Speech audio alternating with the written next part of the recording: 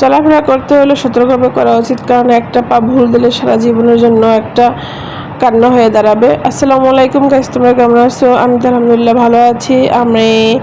এটা ছিল Patuakhali lower bridge সংলগ্ন একটা দাদাবাড়ি রিসোর্টের 5 তলার উপরে। তো ওই ছাদটা অনেক সুন্দর ছিল, দেখো সবাই ছবি তোলা নিয়ে ব্যস্ত, আমি একটু ভিডিও করা নিয়ে ব্যস্ত ছিলাম। তো দেখাতেছিলাম আকাশটা মেঘলা মেঘলা আর হাওয়া।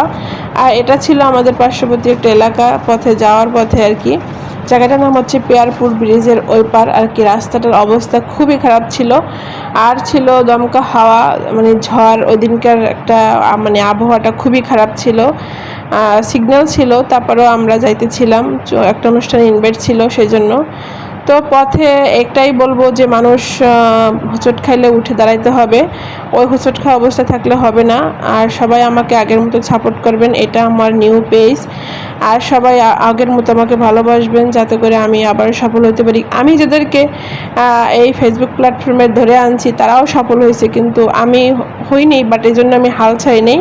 ইনশাল্লাহ আমি একসময় সফলতা পাবো, আশা এই ব্যক্ত করে আমার এই ভিডিওটা শেষ করলাম। সবাই ভালো থাকবেন, থ্যাংক ইউ।